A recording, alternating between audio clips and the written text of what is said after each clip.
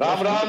नमस्कार नमस्कार रणदीप भाई। मैं एक्चुअली ज्यादातर मैं आपकी जगह बैठा होता हूँ और कोई मेरे से बात कर रहा होता है, मेरा इंटरव्यू ले रहा होता है। तो सर मुझे इंटरव्यू लेना आता नहीं, तो हम बैठ के बात करते हैं। जैसे कि प्रश्न है जो लोगों के और मेरे भी हैं, कुछ मैं लिख के ले आया हूँ, और आप अगर उसके बारे में बताओगे तो लोगों को थोड़ा पता चलेगा कि आपके दिल में दिमाग में क्या चल रहा है और कैसे सबका आप ख्याल रखोगे। तो सर मेरा पहला सवाल ये है कि 2 महीने बीत चुके इस महामारी को आए, कोरोना को आए, और हरियाणा ने इसको बहुत अच्छी तरह हैंडल करा है सर। तो आपकी क्या रणनीति रही है? रणदीप जी, सबसे पहले तो हमारा सेशन चल रहा था आखिरी दिन 4 मार्च, और हमें अचानक जब पता लगा कि इटली के 14 लोग कोरोना से प्रभावित होकर के पॉजिटिव होकर के और हमारे यहाँ गुड़गांव में आके एडमिट हुए हैं, हमें उसी दिन इस नामुराद बीमारी का पता लगा। उससे तो पहले तो पता ही नहीं था। इमीडिएटली हमने पूरी टीम ने, चाहे शासन की टीम थी चाहे प्रशासन की टीम थी, उन्होंने बैठ करके और सब चीज़ों का एक मूल्यांकन किया, और हमने तुरंत अपनी तैयारी कर दी, कंट्रोल रूम बनाया, और जो जो चीज़ें आती चली गई उसको हम तुरंत इमीडिएटली रिएक्ट करते चले गए। हमने किसी चीज़ की इंतज़ार नहीं की। जो बात जहाँ से पता लगी, विदेश से पता लगी, भारत से पता लगी, अन्य प्रदेश से पता लगी, वो सब बातें हमने लागू करनी शुरू कर दी, और हमने बाकायदा उसको कंट्रोल किया। 2-3 फैक्टर ऐसे ज़रूर आए जो हमारे कंट्रोल से बाहर हुए थे, जिसके कारण से ये सारी स्थिति यहाँ तक भी बनी। अन्यथा हमने कंट्रोल इतना किया कि मूल हरियाणा के लोग तो इसमें प्रभावित नहीं हो पाए। इसमें अगर थोड़ा बहुत प्रभाव शुरू में देखा गया तो ये जो तबलीग के लोग थे, जमात के लोग, वो लगभग 150 लोग तो वो आ गए जो एकदम प्रभावित थे। इसी प्रकार एक नांदेड़ से कुछ लोग यहाँ आए जो तीर्थ यात्री वहाँ गए हुए थे, उधर से आए तो पंजाब में थे, लेकिन कुछ लोग हमारे यहाँ आ गए, उसका अपना प्रभाव पड़ा। और तीसरा बड़ा फैक्टर था दिल्ली के आसपास के ज़िलों में, जो दिल्ली से लोग आ रहे थे वो भी बड़ी संख्या में प्रभावित हुए और पॉजिटिव लोग पाए गए, जिससे हमारी संख्या यहाँ तक पहुँची। अन्यथा हम आसपास के सब प्रदेशों में अपनी अच्छी स्थिति बनाए हुए हैं, चाहे वो दिल्ली हो, चाहे उत्तर प्रदेश हो, राजस्थान हो, पंजाब हो, सब प्रांतों में हमारी स्थिति अच्छी है, और आज भी हम एक अच्छी स्थिति पर खड़े हैं। तो सर ये हमारा दूध दही का खाना और इम्यूनिटी का भी कुछ फर्क पड़ा है? लोग तो यही कहते हैं कि हरियाणा जित दूध दही का खाना, और वास्तव में इसका फर्क है भी सही, क्योंकि हरियाणा के लोगों में शरीर की अपनी एक ताकत है, अपना एक मनोबल भी है, और उसके कारण से बीमारी बहुत आसानी से हरियाणा के लोगों को लगती नहीं है। बड़ा एक काम हरियाणा के लोगों का और जो ध्यान में आया कि गांव में जो बाहर के आने वाले लोग थे, चाहे अपने ही गांव के थे, बाहर गए हुए थे, उन दिनों में उन्होंने यानी ठीकरी पैरा लगा के बाहर के बाहर रोक दिए। आए भी तो बाहर बाउंड्री पर जो स्कूल होते हैं, जो बाकी कोई बिल्डिंग है, उसी में उनको 12-12 दिन 14-14 दिन क्वारंटाइन किया। ये गांव के लोगों ने अपने आप समझ करके और इसकी सावधानी बरती। ये तो सर हमारे हिस्ट्री में है कि जो भी दिल्ली पे चढ़ाई करने जो भी आया वो हरियाणा के थ्रू गया, और उस वक्त भी हमारे गांव वाले ऐसे ही अपने अपने गांव को बचा के उन्होंने काफी देश को भी बहुत बचाया। तो सर मैंने आपने एक बिहार के जो सीएम साहब हैं उनको एक पत्र लिखा जो कि सोशल मीडिया पे भी काफी आया, और वो एक काफी रोमांचक एक देश के प्रति वो था। तो आपने जब ये पत्र लिखा तो आपके मन में क्या चल रहा था, कि आप क्या सोच रहे थे कि वो पत्र लिखते वक्त? रणदीप जी, बड़े सहज भाव से लिखा। मैंने कोई इसलिए पत्र नहीं लिखा था कि उसका बड़ा प्रचार होगा। ये ठीक है कि उसका प्रचार बहुत देश में सारे प्रांतों में भी गया, दुनिया के लोगों ने भी मुझे फ़ोन पर कहा कि आपने बड़ी एक अजीब बात लिखी, बड़ी अच्छी बात लिखी। मैंने तो बड़े सहज भाव से लिखा। उन लोगों ने कहा कि हम आपको पैसा भी पहुंचा देंगे, आपके जो वहाँ लोग हमारे ठहरे हुए उनको कुछ सहायता कर दो, उनको हमारे यहाँ भेजो कि उनका किराया देंगे। तो मैंने उनको यही कहा, देखो ये देश हमारा एक है, हम कोई प्रांतों में बटे हुए लोग नहीं हैं। अगर हमारे यहाँ मजदूर काम करते हैं तो उनका हमारे इस प्रदेश के निर्माण में भी अपना योगदान है, तो हमारे अपने भाई हैं। तो हमारा जो भाईचारा जो वो देश का है, हम प्रदेशों की बाउंड्री नहीं है। ये प्रशासनिक इकाइयाँ हैं प्रदेश हमारा कोई देश के नाते से एक भारत माँ के हम बेटे हैं, और हम कहें कि हम एक दूसरे का ऐसा किराया लेंगे या उनका खाने पीने की व्यवस्था करेंगे, ये तो कुल मिला करके मतलब मैं अगर शब्दों में कहूँ तो डूब के मरने वाली बात है। अगर ये हम कर दें तो हमारा तो जितना पैसा लगा ट्रेन भेजी, हमने बसें चलाई, हमने उनके लिए रेस्क्यू कैंप लगाए, उनके रिलीफ कैंप्स जो लगाए, वहाँ खाने की व्यवस्था की। लगभग 2.5 करोड़ भोजन के पैकेट वो वितरित किए गए। और ऐसे ही लगभग कोई 50 लाख लोगों को हमने जो किट्स हैं राशन की वो बांटी। 20 लाख लोग ऐसे जिनको आर्थिक सहायता हमने दी। तो इस प्रकार के ये सारे काम हमने अपना समझ कर सब किया और लोगों ने भी इसमें सहयोग किया है। जी बिल्कुल, हरियाणा का इस मामले में बहुत अच्छा हो रहा है। मैं तो सोशल मीडिया पे भी फोटो देखता रहता हूँ कि मतलब बच्चों को खिलौने भी देके ट्रेनों में विदा किया जा रहा है और उनको अच्छा ख्याल रखा जा रहा है। तो ये तो बहुत अच्छी बात कही सर आपने की। पर हमारा है तो खैर फेडरल कंट्री, पर इसके चलते आपने जो ये सब कदम उठाए उसमें अभी कितने लोग यहाँ बचे हैं और कितने लोग चले गए हैं, उसका आंकड़ा कोई है? या फिर अभी आने वाले टाइम में कैसे उनके बगैर गुजारा होगा, उसका कुछ आपने सोचा है? देखो, कुल मिला के जब ये सारा मामला आया था उस समय एक असमंजस की स्थिति हमारे मजदूर भाइयों में पैदा हो गई कि भी पता नहीं है लॉकडाउन कब तक खुलेगा, नहीं खुलेगा, हमारे रोजगार चलेंगे नहीं चलेंगे, और हम यहाँ रह करके अपने परिवार को पाल सकेंगे नहीं पाल सकेंगे। बहुत एक असमंजस की स्थिति बन गई थी। बनी तो बाकी लोगों में भी थी, लेकिन काफ़ी धैर्य रखा हुआ था लोगों ने। इनके मन में एक उतावलापन आ गया, घर जाने की जैसे होम सिकनेस होती है ये पैदा हो गई। हमने खुले रूप से कहा कि भाई देखो, आप यहाँ रहो, यहाँ आपको हर प्रकार की चिंता की जाएगी, कोई दिक्कत नहीं आने देंगे, लेकिन फिर भी जो जाना चाहेगा उसके लिए हमने रजिस्ट्रेशन कराया कि भी आपको सुरक्षित घर पहुंचाया जाएगा। 9 लाख लोगों ने रजिस्टर कराया अपने आप को कि हम जाना चाहते हैं, जिसमें से जब हमने भेजना शुरू किया तो लगभग 1.5 लाख लोगों तक तो सब लोग तैयार थे, जा रहे हैं। इसके बाद जब स्थितियां ठीक हुई, जब हमने इंडस्ट्रीज को खोल दिया, लॉकडाउन का पार्ट फेज़ 2 आ गया, फेज़ 3 आ गया, धीरे धीरे सामान्य परिस्थितियां हुई, तो ऐसे लोग भी कहने लगे उस समय हमने जाना था, अब हमने मन बदल लिया, अब इंडस्ट्री खुल गई, अब यहीं रहेंगे। तो कुल मिलाकर के उन 9 लाख में से 3 लाख लोगों तो सरकारी व्यवस्था से हमने भेजा है, ट्रेन हैं, बसें हैं। मैं समझता हूँ लगभग 1-1.5 लाख लोग अपने आप भी चले गए होंगे। तो 4-4.5 लाख लोग जाने के बाद आज उसके बाद कोई जाने के लिए तैयार नहीं है, और सब जो है अपने अपनी स्थिति पर अपने बिजनेस में लग गए हैं, अपने इंडस्ट्री में लग गए हैं, मजदूर मजदूरी करने लग गया है, जो खेती वाले मजदूर थे वो खेती के काम में लग गए हैं। अब इस समय कोई ऐसी स्थिति नहीं है, आज हरियाणा में वापस आने के लिए लोग तैयार हो गए। जी जी, बहुत बढ़िया, आपने बहुत अच्छा ख्याल रखा। ये तो मैं भी बहुत फॉलो किया है सर। अब सर ये कोरोना से पूरी दुनिया में, देश में इकोनॉमी का तो पट्टा बैठ गया सर। अब आपकी क्या प्लानिंग है हरियाणा को वापस पटरी पे लाने की? रणदीप भाई, इकोनॉमी जो ऐसी चीज़ होती है जिसको हम ये नहीं कहते कि कोई भट्ठा बैठ गया और इसमें से सब कुछ खत्म हो गया, बर्बाद हो गया। ये ठीक है, कोरोना एक ऐसा फैक्टर आया था जिसके कारण से चीज़ें रुक गई थी, और जब रुकती हैं तो उसका एक टेम्परेरी फेज़ होता है। वरना हमारी जो हरियाणा की अपनी ताकत है, बहुत बड़ी ताकत है। वो जैसे कहते हैं ना, पावर होती है ना, ताकत होती है, वो 2 तरह की होती है। अंग्रेजी में उसको अगर कहेंगे तो एक पेटेंट पावर, एक लेटेंट पावर। पेटेंट पावर वो होती है जो हमें दिख रही है, और लेटेंट पावर वो जो हमें दिखती ही नहीं है। हरियाणा की ज़मीन में, भूमि में, हरियाणा के आदमी में बहुत ताकत है। जब हरियाणा बना था 1966 में, तो लोग क्या कहा करते, लोगों ने कहना शुरू कर दिया कि हरियाणा ये तो अपने अस्तित्व में रह ही नहीं पाएगा, ये लोग तो अपने जो एम्प्लाई है उनको तनख्वाह भी नहीं दे पाएंगे, अपने लोगों को खाना भी नहीं खिला पाएंगे। लेकिन वही हरियाणा 1966 में बढ़ा, बहुत कमज़ोर स्थिति में रहा होगा, लेकिन आगे बढ़ते बढ़ते आज मानो 54 साल हो गए हैं। इन 54 सालों में हरियाणा ने अपनी तरक्की करके देश और दुनिया में अपना नाम कमाया है। आज दुनिया में हमारा स्थान हरियाणा का बना है।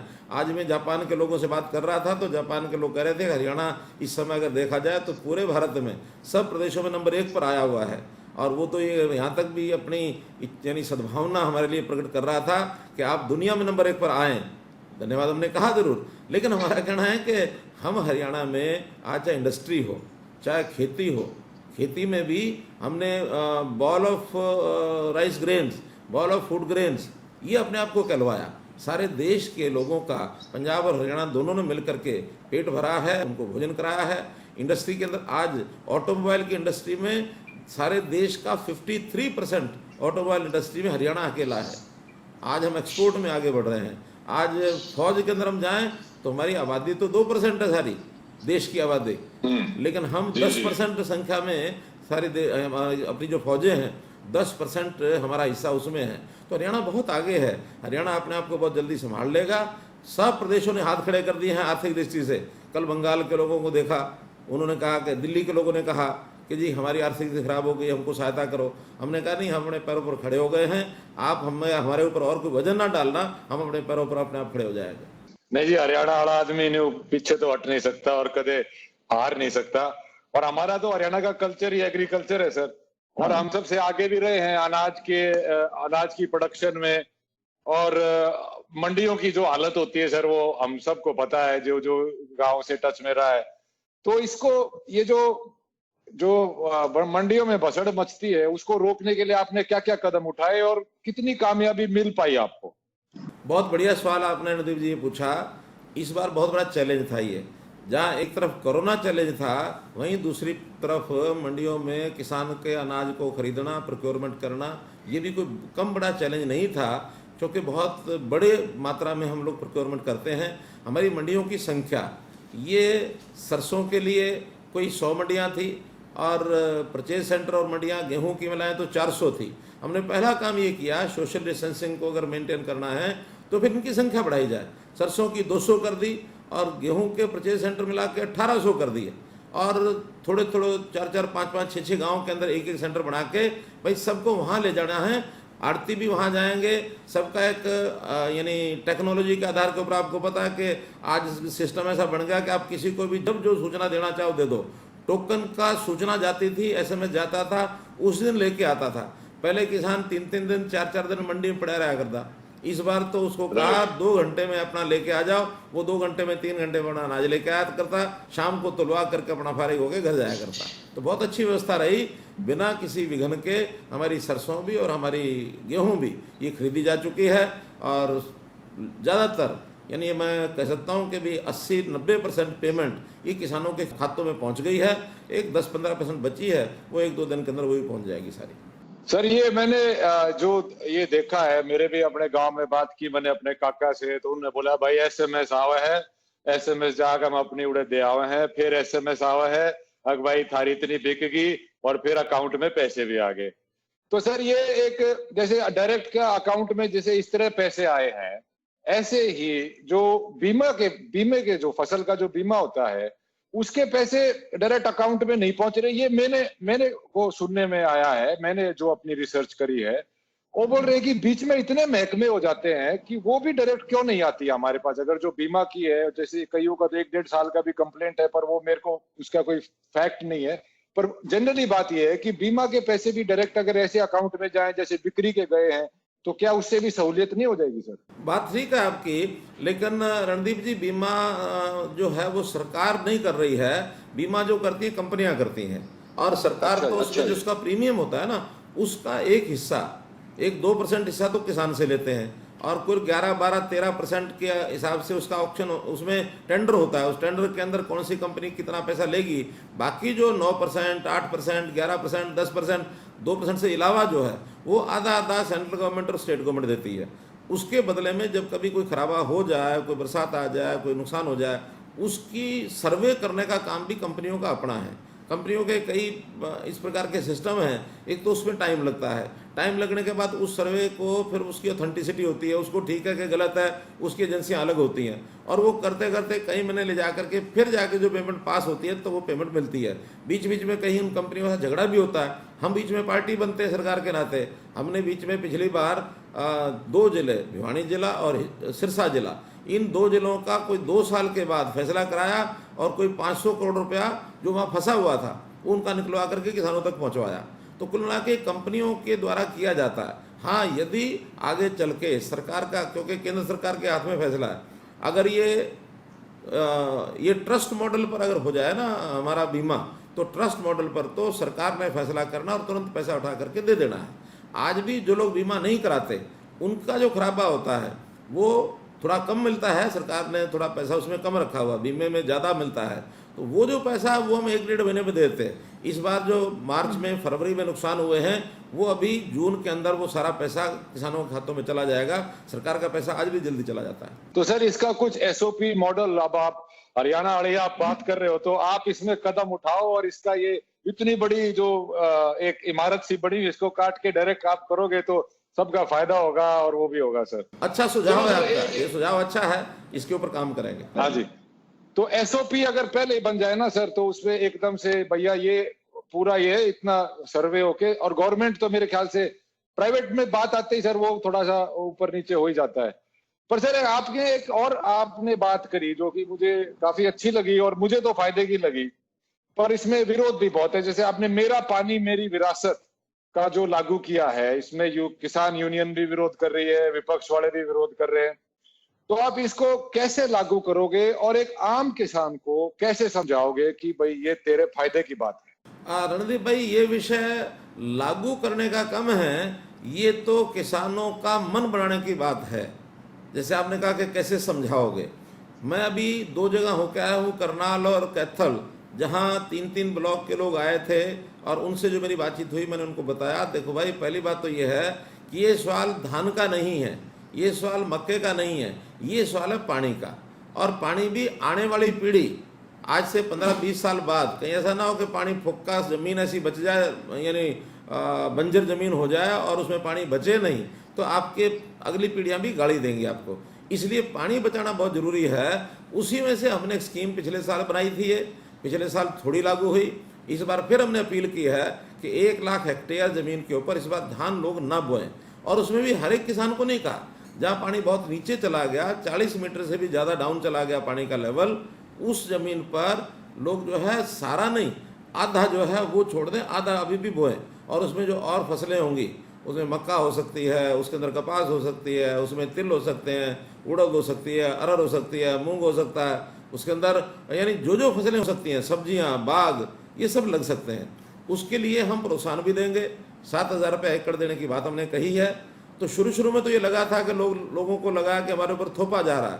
जब मैंने जाकर बताया कि हम थोप नहीं रहे हैं, हम आपको अपील कर रहे हैं, हमने तो एक एडवाइजरी जारी की है कि आप ये करेंगे तो अच्छा हो जाएगा। अब उसके बाद धीरे धीरे जब लोगों को लगा कि हमारे ऊपर थोपा नहीं जा रहा, अपने आप लोग आगे आ रहे हैं, रजिस्टर करवा रहे हैं कि हम जो है इसको बदलेंगे। अभी कल तक का मेरा समाचार है कि 50,000 हेक्टेयर ज़मीन पर लोगों ने अपने फार्म भर दिए कि हम जो है यहाँ धान नहीं बोएंगे और चीज़ें बोएंगे। अब 50,000 कर दिया, 1 महीना भी बाकी है, इस महीने में और करेंगे। मैं समझता हूँ 1 लाख का टारगेट हमारा पूरा हो जाएगा और ये किसानों के भले के लिए। देखिए, यानी आज हमको ये विचार ये करना है कि चावल के तो बहुत विकल्प हैं, लेकिन पानी का विकल्प कोई है? पानी का विकल्प नहीं, पानी का नहीं है सर। हाँ, तो पानी तो सर बचाना ही पड़ेगा।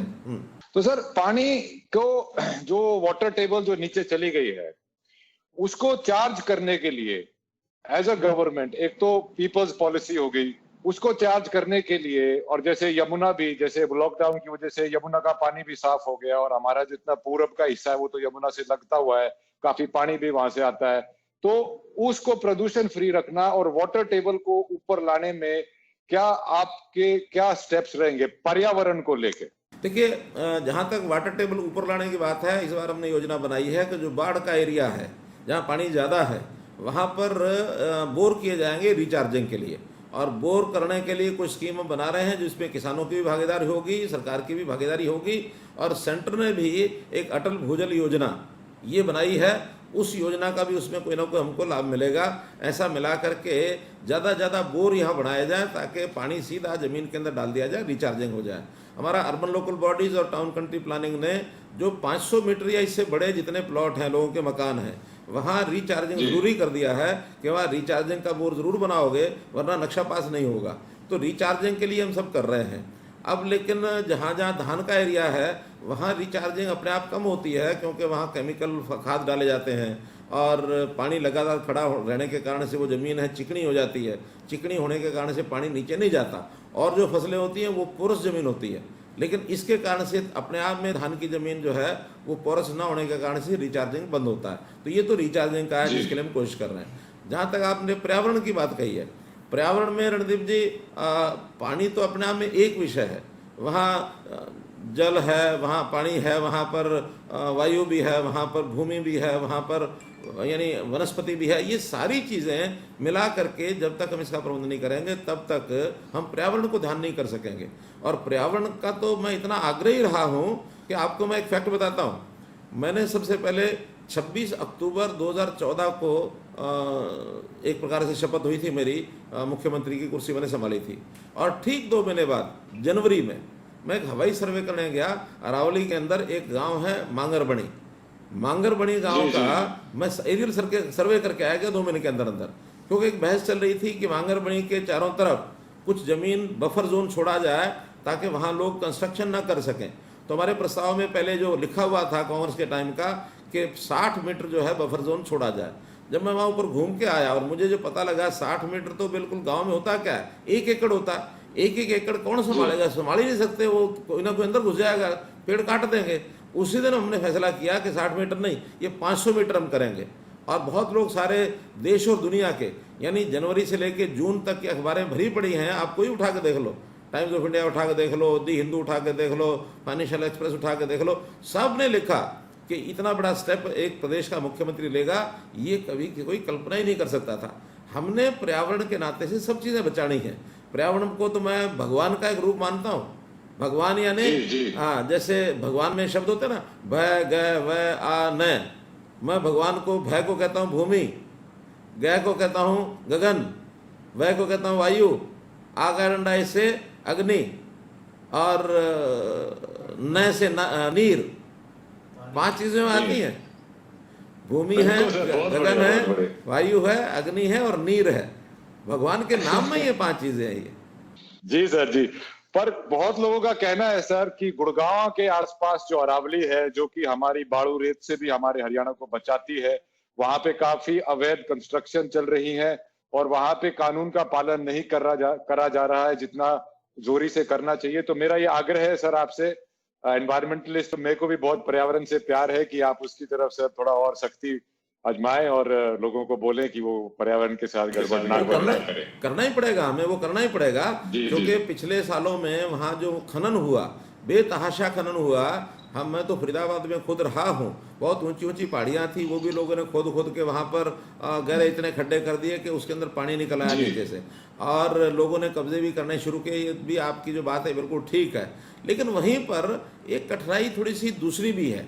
कठिनाई क्या है कि जहाँ पर्यावरण के नाते से कोई उस प्रकार का विषय नहीं है, वहाँ भी ये जो कानून बने हुए पुराने समय के, अंग्रेजों के समय के ड्रैकोनियन लॉ जिसको कहेंगे, काले कानून बने हुए हैं। एक कानून के बारे में आपको बताता हूँ। सन 1900 में 120 साल पहले एक कानून बना था, PLPA, Punjab land preservation act. तो ये कानून उस समय बना था। उस समय कोई यहाँ इस प्रकार की खेती नहीं होती थी जैसे आज होती है, इस प्रकार का विकास नहीं था, इस प्रकार की बिल्डिंग नहीं थी, सड़कें नहीं थी, नदियाँ नाले बहते थे। यही था भी इसकी मिट्टी का कटाव रोका जाए, कैसे रोकना है, वो कानून बन गया। अब वो चलते चलते आज 125 साल के बाद भी देश बदल गया, दुनिया बदल गई, विकास के नाते सब कुछ बदल गया। उसकी जो धाराएं हैं वो वैसी की वैसी हैं, और उन धाराओं में बहुत एरिया तो ऐसा जो आज एग्रीकल्चर लैंड है उसके ऊपर भी PLPA लगा हुआ है। तो हमारा कहना ये है कि ऐसे कानून जो पुराने हैं उनको बदलने के लिए हमें कुछ करना चाहिए। हम नई सोच के साथ आगे आए हैं। हमने PLPA एक्ट में एक अमेंडमेंट ये प्रस्तावित कर दिया था कि खेती वालों को खेती करने दो, उसको बाहर निकाल दो, और भी कुछ 2-4 प्रावधान थे।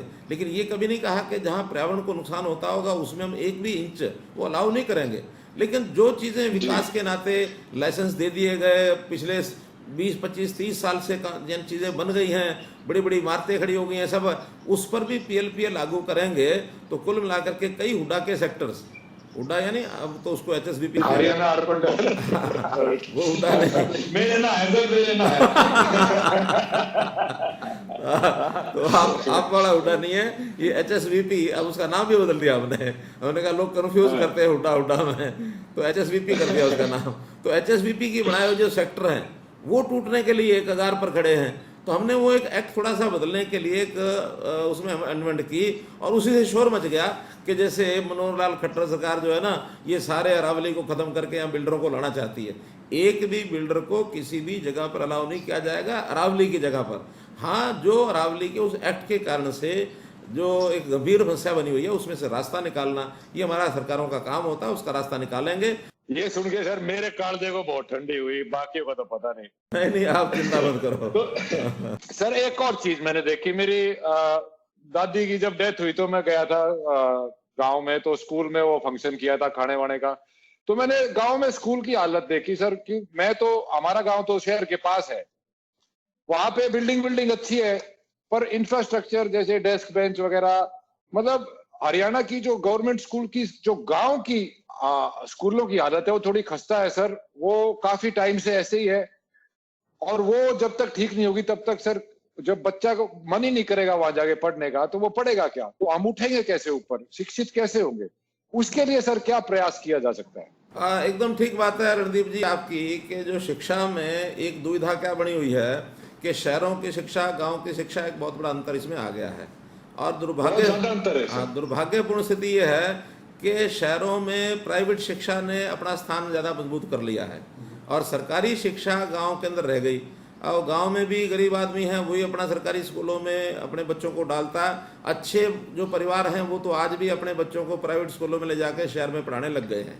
सही स्थिति तो ये है, लेकिन हमारी जिम्मेवारी लगातार उसमें एक एक बात ठीक कर रहे हैं। पहले अध्यापकों की कमी थी, वो अध्यापकों की कमी हमने पूरी की, बल्कि वो पूरी करते करते अध्यापक ज़्यादा हो गए, बच्चे कम रह गए। इसलिए हमने वो थोड़ा सा और भी एडजस्टमेंट की, अतिथि अध्यापक उनको जोड़ जाड़ के उनको लेके आए। अब उसके अंदर नई योजना में हम 1000 स्कूल इंग्लिश मीडियम, और जिसको हमने कहा कि बैगलेस, बस्ता फ्री, बस्ता नहीं ले जाना होगा, और 5वीं तक के जो बच्चे हैं वहीं जाके पढ़ेंगे, वहीं अपना किताबें रख के आएंगे, और इंग्लिश मीडियम स्कूल होंगे।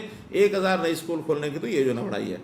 हाई सीनियर सेकेंडरी स्कूल वो 98 स्कूल, हर ब्लॉक पर एक आदर्श संस्कृति जो स्कूल हैं ये हम बनाने जा रहे हैं इस सेशन से।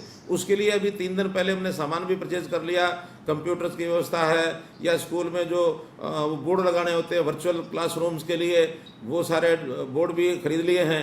ये सारे काम अब इस साल से हमने शुरू किए हैं। इन स्कूलों का लेवल थोड़ा अच्छा करेंगे। और एक और बात दूसरी भी है कि जैसे प्राइवेट स्कूलों के हिसाब से अच्छे स्कूलों की थोड़ी व्यवस्थाएं भी अच्छी बढ़िया बनानी पड़ती हैं, इंफ्रास्ट्रक्चर भी ज़्यादा करना पड़ता है, खर्चा भी ज़्यादा होता है, और लोगों को जब थोड़ा फीस भरनी पड़ती है तब लोगों को लगता है हाँ हाँ ये स्कूल अच्छा है। मुफ्त का स्कूल कितना ही बढ़िया हो ना, तो वहाँ भी लोग कहते हैं ना ना ये स्कूल खराब है, इसमें नहीं भेजने बच्चे। सच बात है। कुछ लोगों का प्रेस्टीज इशू पैसा खर्च करने में भी होता है।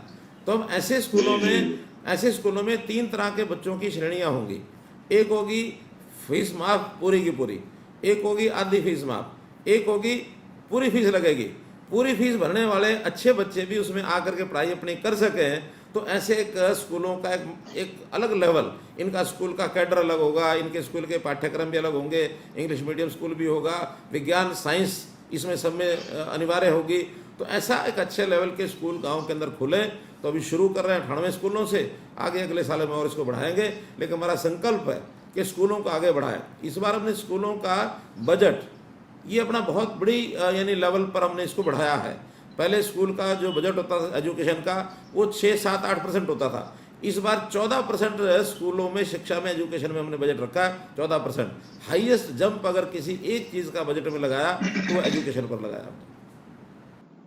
सर वो बात अच्छी है। जैसे मैं राय स्कूल का पढ़ा हुआ हूँ, तो हमारे स्कूल में भी ये होता था सर, उस वक्त सोनीपत के अपना 20वां मील पे जो है, कि पहले जो फुल फीस दे सकते थे फुल फीस देते थे, जो हाफ देते थे हाफ, और बहुत सारे एक सेक्शन होता था बच्चों का जो फ्री पढ़ते थे। हाँ बिल्कुल वही करेंगे। इससे बहुत फायदा होगा सर, क्योंकि शिक्षा ही हमारे लोगों को, क्योंकि जो प्राइवेट स्कूल और गवर्नमेंट स्कूल में इतना डिफरेंस हो गया है सर, कि जो गवर्नमेंट स्कूल वाला बच्चा है वो कभी आगे बढ़ के उनके साथ compete ही नहीं कर पाएगा। तो वो बहुत इंपॉर्टेंट। ऐसी बात रणदीप जी है नहीं। मैं 10वीं तक गवर्नमेंट स्कूल में पढ़ के आया हुआ हूँ। मैं भी सर, राय भी तो गवर्नमेंट स्कूल ही है। इसलिए गवर्नमेंट स्कूल के बच्चे भी अच्छे पढ़ करके बहुत आगे निकल जाते हैं, चिंता नहीं करो। जी सर, जी बिल्कुल सर। अच्छा सर, अब आ गई बात कि हर एक आदमी के दिल में, दिमाग में ये बात है कि भैया अगले 6 महीने क्या हो, कैसे बीतेंगे, और सीएम के नाते आपका क्या प्लान है सर, क्या रोड मैप है अगले 6 महीने के लिए, आप लोगों को बताइए सर। देखिए रणदीप जी, पहला तो ये जो थोड़ा सा गाड़ी पटरी से थोड़ा ये समझो उतरी कहूँगा मैं, इस उतरी गाड़ी को पटरी पर दोबारा चढ़ाना एक तो हमारी प्राथमिकता ये रहेगी, क्योंकि दोबारा से सब लोगों के काम धाम ठीक हो जाएं, रोजगार ठीक चल पड़े, कारखाने ठीक चल पड़े, क्योंकि इसमें नौकरी पेशे वाले को तो दिक्कत नहीं है। प्रभु कृपा से किसान को भी उस प्रकार का नुकसान नहीं है, क्योंकि उसका अपना खेती का काम है, लगातार वो सीजन के हिसाब से होना है, और इस बार प्रोक्योरमेंट हो गई तो वो भी ठीक ठाक हो गई है, आगे फिर उसकी बिजाई ठीक हो जाए, उसका काम भी ठीक चलेगा। अगर कहीं सबसे ज़्यादा समस्या है तो मजदूर को है, रोजगार करने वाले को है, जो दिहाड़ीदार आदमी है उसको तकलीफ है, दुकानदार को है, फैक्ट्री वाले को है, इनकी तकलीफें थोड़ी ज़्यादा आई हैं, पटरी पर लाना है। हाँ, कुछ ट्रेड ऐसे भी हैं, अब आप जैसा ट्रेड है, फिल्म की दुनिया, इसमें भी थोड़ा एक बार तो लगी गया झटका। सर हम भी पूरी इंडस्ट्री बंद बैठी है, हम भी कॉन्ट्रैक्टर ही हैं। हाँ, तो इसलिए होटल वाले हैं, इंडस्ट्री वाले हैं, इस प्रकार की जो सर्विसेज हैं उसमें भी काफ़ी सेटबैक लगा है। तो एक एक चीज़ को लाइन पर लेके आना, ये हमारा मुख्य काम रहेगा। ये तो है इस समय की उतरी जो पटरी से गाड़ी, उसको वापस चढ़ाना एक काम। दूसरा, अब हमें क्योंकि कोरोना के इस अवसर में हमने बहुत नए नए प्रयोग भी किए हैं। कहते हैं कि जो कोई चुनौती होती है ना, उसको भी कई बार, चैलेंज को भी एक अपॉर्चुनिटी के रूप में, अवसर के रूप में आदमी उपयोग करे तो बहुत कुछ किया जा सकता है। हमने पिछले 2.5 महीने में इतने अपने आईटी के प्रयोग किए, हर चीज़ को एक सप्लाई चेन के माध्यम से, कि हम यहाँ से चलाएं, डीबीटी के माध्यम से सीधा उसके घर तक चीज़ पहुँच जाए, या उसको जो सूचनाएँ हैं वो सीधी पहुँच जाए। हमने मीटिंग्स भी, सैकड़ों मीटिंग मैंने की हैं, और कैसे की, वीडियो कॉन्फ्रेंस से। मीटिंगें कम नहीं की हमने, जितनी पहले करते थे वो उतनी आज की हैं। हमारे मीडिया कॉन्फ्रेंस के जितने भी काम होते थे वो सारे, अब आप बॉम्बे बैठे, मैं यहाँ बैठा हूँ, ये भी एक ईजाद ही है, पहले हमने कभी नहीं किया था। जी जी। तो ये सारी चीज़ें लगातार चल रही हैं। तो ये सारे जो ईजाद किए हैं सिस्टम, इसका उपयोग जनता को कैसे हो, इसके लिए हमने हर एक व्यक्ति उसकी संभाल करनी है। ये हमारे मन में अगले 6 महीने के अंदर एक टारगेट है कि एक बच्चा नया पैदा होता है तब से लेकर के, और उसकी भगवान को जब तक प्यारा नहीं होता तब तक उस व्यक्ति की सारी जो गतिविधियां हैं, सारी उसकी ज़रूरतें हैं, सारे उसके उपयोग हैं, उसकी क्षमताएं हैं, इस सब को कैसे हम बढ़िया ढंग से यूज़ कर सकें, उपयोग कर सकें, इसके लिए हम एक बहुत बड़ा प्लेटफॉर्म तैयार कर रहे हैं। उसका नाम है परिवार पहचान पत्र। परिवार के सब सदस्यों का डाटा हमारे पास होगा, और वो IT बेस्ड होगा सारा। उसके अंदर बर्थ रजिस्ट्रेशन ये हम अनिवार्य कर रहे हैं, डेथ रजिस्ट्रेशन ये अनिवार्य कर रहे हैं, मैरिज रजिस्ट्रेशन ये अनिवार्य कर रहे हैं, और बाहर से लोग जो आने वाले जाने वाले टेम्परेरी रेजिडेंट यहाँ जो आएंगे उनका भी डाटा हम रखेंगे। कौन आदमी कहाँ काम कर रहा है उसकी सारी जानकारी हमारे पास रहेगी। सरकार की ओर से किसको क्या लाभ पहुँच रहा है, किसको क्या ज़रूरत है, ये उसके घर पहुँचाएंगे। कई लोग तो गलत ढंग से भी चीज़ों का उपयोग कर जाते हैं, इसमें से गलत आदमी भी थोड़ा सा बचाव कर लेंगे। उसको ज़रूरतमंद आदमी की ज़रूरत पूरी हो, गलत आदमी की ज़रूरत, यानी गलत आदमी की जो डिमांड है उसको पूरा करने की ज़रूरत नहीं है।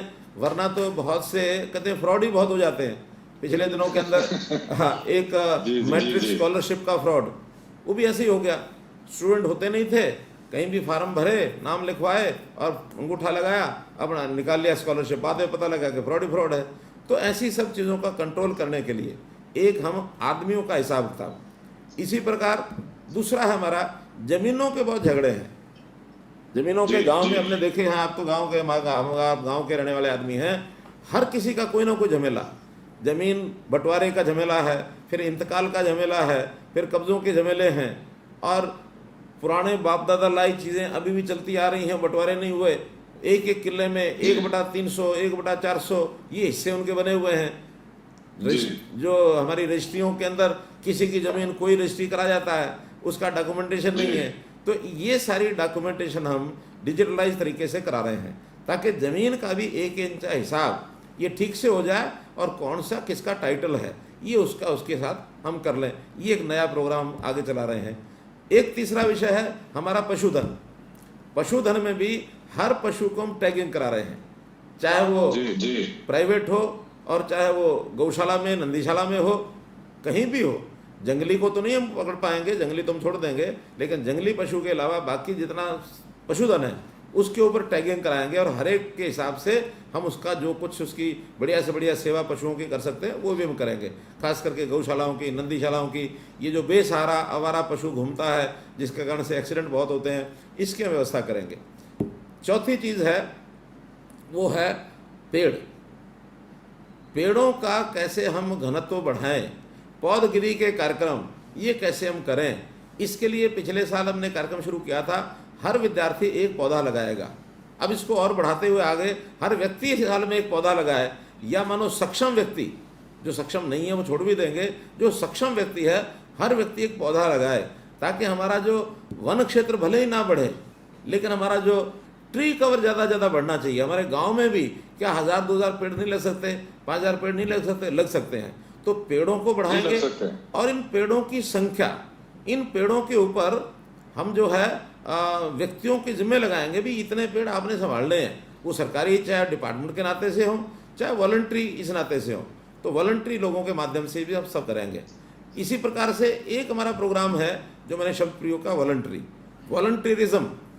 आज समाज के अंदर हर व्यक्ति ये है कि मैं काम करूंगा तो मुझे क्या मिलेगा, खास करके सरकार के साथ। लेकिन समाज में बहुत ऐसे लोग हैं जो अपनी इच्छा से, सद्भावना से, अपने वॉलंटरली जो स्वयंसेवी संस्थाओं के माध्यम से सेवा करते हैं। तो सेवा करने वाले लोगों को भी पहचान करना और उनको भी सरकारी प्लेटफॉर्म में ला करके कि भाई जितना ज़्यादा काम बिना अपेक्षा के जो कर सकता है उससे पूरा काम लेंगे। आज बहुत हमारे हजारों लाखों लोग ऐसे हैं जो पेंशन लेते हैं, जो उनकी अपनी आवश्यकताएं नहीं है पूरी कर चुके हैं, बच्चे ब्याह दिए, बड़े हो गए, वो कहते खाली बैठे हैं। तो ऐसे लोगों से काम लेना, एक वॉलंटियरिज्म का ये कार्यक्रम करेंगे। एक हम किसानों के नाते से जो हम कार्यक्रम कर रहे हैं कि हर किसान का इंडिविजुअल हम ध्यान रखेंगे। आज हमारे किसान 2-3 प्रकार के हैं, छोटा किसान है, मध्यम किसान है, बड़ा किसान है। योजनाएं किसानों के लिए केंद्र सरकार भी बनाती है, प्रदेश सरकार भी बनाती है, लेकिन छोटे किसानों के लिए योजना बनती है, लाभ छोटे किसान को मिलता नहीं है। वो या तो बड़ा किसान उठा जाता है या मध्यम वर्गीय थोड़ा बहुत किसान उठाता है, छोटे किसान को तो लाभ मिलता ही नहीं है। ये जो छोटे छोटे किसान हैं, 1 एकड़ का, 1.5 एकड़ का, 2 एकड़ का, इनको हम जो है अलग से जो खेती के अलावा आमदन के क्या क्या और हो सकता है, उसके अंदर मुर्गी फार्म हो सकता है, उसके अंदर डेयरी फार्म हो सकता है, उसके अंदर पिगरी हो सकती है, मधुमक्खी हो सकता है, फिशरी हो सकती, कितने ही काम हो सकते हैं। तो ऐसा एक एग्रीकल्चर का सिस्टम ये हम खड़ा करेंगे कि उसकी आमदन बढ़े, और फिर जो कमा लेता है किसान, जिसके पास अच्छे 2 दाने पैदा भी हो गए, उसको भी खर्चा करने का अपना हिसाब पता नहीं है, उसका फाइनेंशियल मैनेजमेंट ये ठीक नहीं है, तो उसका फाइनेंशियल मैनेजमेंट बढ़िया हो, उसके लिए हमने मन में विचार किया हुआ है। लेकिन योजना लागू करनी है, शायद आज मैं कह रहा हूँ तो कल ये जब हवा में चली जाएगी तो इसको लागू करने के लिए हमें थोड़ा सहूलत मिल जाएगी। हम किसानों के लिए कुछ किसान मित्र खड़ा करेंगे। किसान मित्र कौन होंगे? जो अपनी अच्छी फसल खुद पैदा करते हैं, प्रोग्रेसिव फार्मर हैं।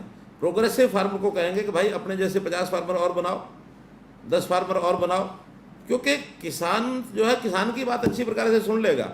शायद वो किसी कृषि वैज्ञानिक की बात नहीं सुनेगा, एग्रीकल्चर यूनिवर्सिटी वाले की नहीं सुनेगा, सरकार के नहीं सुनेगा, वो एक किसान की बात अच्छी प्रकार से सुनेगा। हाँ, जैसे मानो आप एक्टर है ना, आपको अच्छा गुरु कोई एक्टर बताया तो आप बहुत जल्दी सुन लेंगे भी अच्छा एक्टर है, अनुभवी एक्टर है, वो बता रहा है। बिल्कुल। कोई आपको जो बाहर का कोई आदमी है वो कुछ बताएगा, कहेंगे हाँ थ्योरी है, थ्योरी पर चलने दो।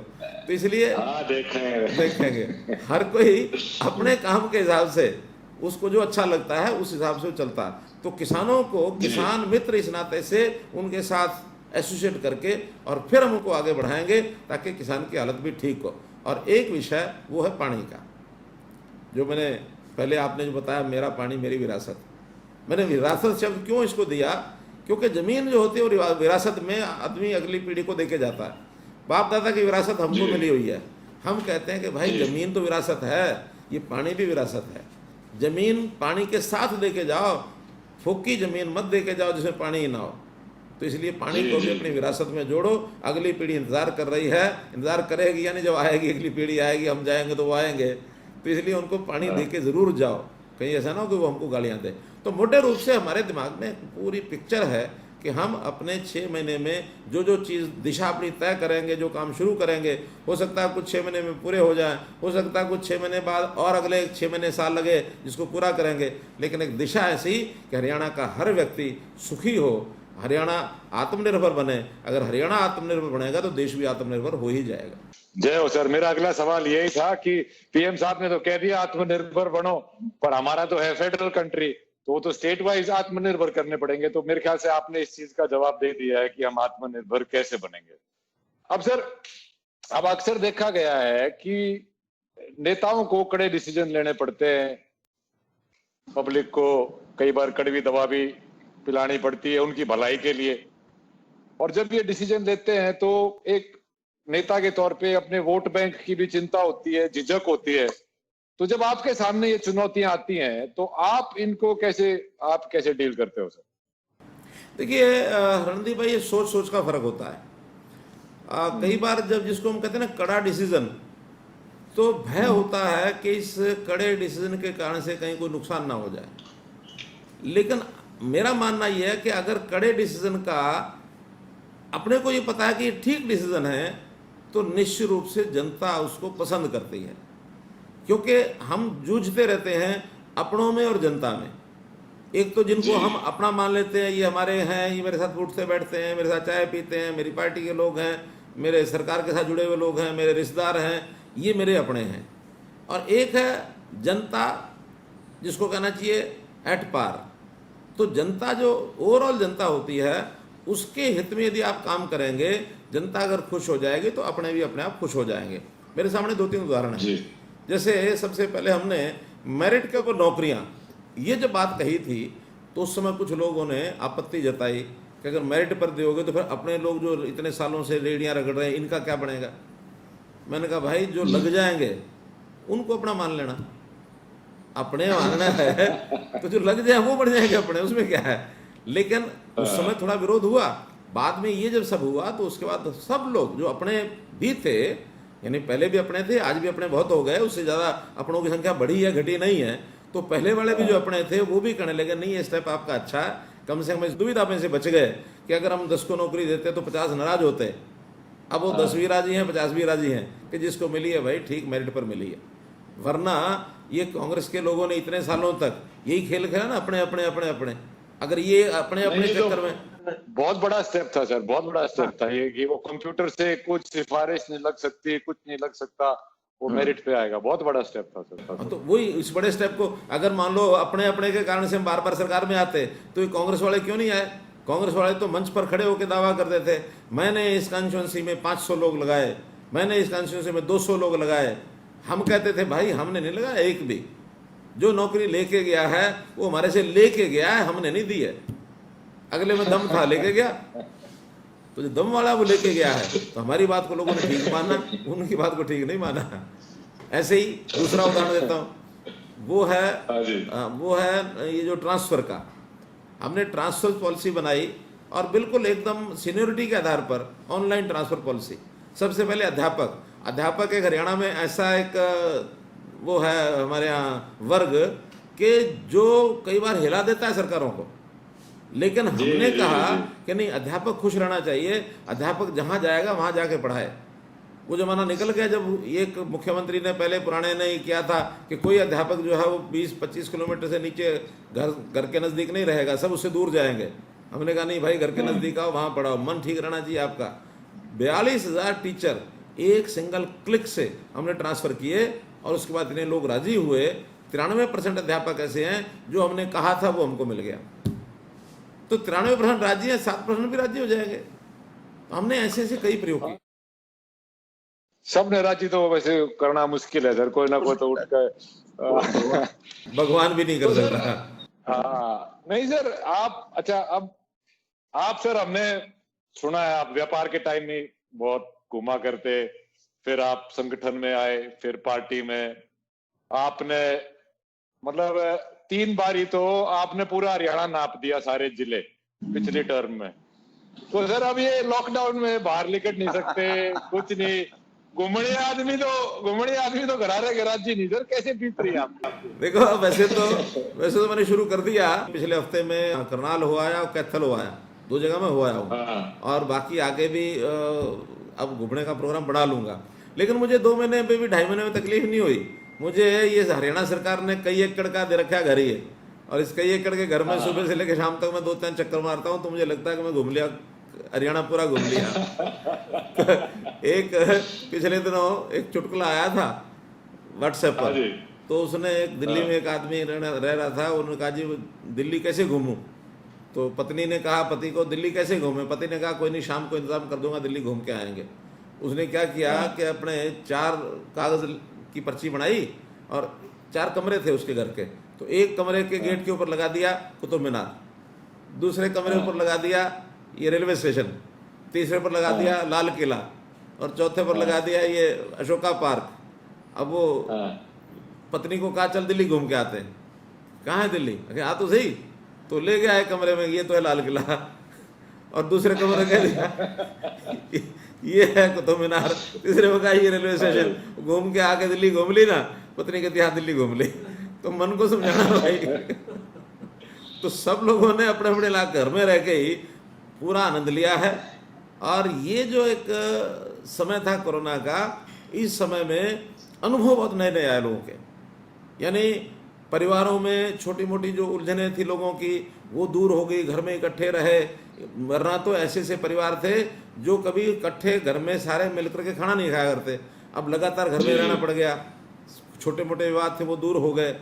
कुछ छोटे मोटे झगड़े भी हुए होंगे, ऐसा नहीं कि वो नहीं हुए, बिल्कुल हुए, घर में रह करके वो भी हुए होंगे। लेकिन एक अच्छा परिवार, यानी बाजार के लोग ये कहते हैं, वो कहते हैं जी ये 6 बजे जो बंद करते हो ना, इसको परमानेंट फीचर कर दो, अब इसका टाइम मत बढ़ाना। क्यों? हमें भी 6 बजे घर जाने का मौका मिल जाता है, जाके अपना आनंद से परिवार के साथ बिताते समय। तो अलग अलग अनुभव है लोगों के। ये एक नया अनुभव था, कभी किसी ने आज तक देखा नहीं था। पहली बार ये अवसर आया, अचानक आया, कोई पूर्व तैयारी नहीं थी, लेकिन आवश्यकता आविष्कार की जननी है, उस नाते से लोगों ने अपने आप को एडजस्ट कर लिया। मेरा तो ये मानना है सर कि ये महीने में 1-2 दिन ये लॉकडाउन कर देना चाहिए। पर्यावरण को भी फायदा होगा और घराड़ा को भी फायदा होगा। या पर्यावरण ने भी सांस लेने दो, घूम घाम लो भाई।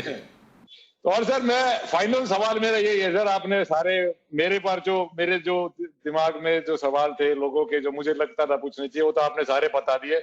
मैं सर करनाल में मेरी शूटिंग चल रही थी लॉकडाउन से पहले, तो कब आ सकते हैं शूटिंग करने वापस? वो कोई नहीं, इंडोर शूटिंग तो आज भी कर लो आके। इंडोर तो वो तो हिसाब से देखेंगे सर, पर बिल्कुल ये मेरी दूसरी पिक्चर रहेगी आपकी कॉन्स्टिट्यूंसी में। पहले मैंने बनाई थी लाल रंग, आप तो अब तो घर पे हो, देख लो, आपने पहले तो देखी नहीं थी। कसूती पिक्चर है करनाल, उसमें स्पेन जैसा लगता है, स्पेन। अरे नहीं, बहुत अच्छा। देखिए जो नॉर्म्स हैं अभी बने हुए हैं, जितनी भी गाइडलाइंस हैं सोशल डिस्टेंसिंग की और इस प्रकार की मास्क लगाने की, अगर इसके हिसाब से कर सकते हो तो कभी कर लो, वरना तो भाई मास्क वाला सोशल डिस्टेंसिंग वाला दो चीज़ तो हम भी कहीं जाते हैं ना, 4-10 लोगों के बीच में जाके बैठते हैं, तो फोटोग्राफर ये फोटो खींचता है कि आपने मास्क पहन रखा कि नहीं, आपने। वो तो प्रॉब्लम है सर, पर पिक्चर तो लव स्टोरी है, क्यों कर मास्क लाके शूटिंग कराएंगे। चलो सर, बहुत अच्छा लगा आपसे बात करके। निकलेगी कोई, वो भी निकलेगी, कोई निकली तो आप ही निकालोगे, हम तो क्या निकालेंगे, क्योंकि ये फील्ड आपका है। जरूर निकालो, कुछ जुगाड़ कराएंगे सर, करो। चलिए ओके सर, बहुत बहुत धन्यवाद, आपने बड़े खुल के जवाब दिए। धन्यवाद। और मेरा पहला इंटरव्यू या बातचीत करने का, दूसरे से करवाने का पहला अनुभव बहुत बढ़िया रहा sir. Okay sir, Ram Ram ji, Ram Ram.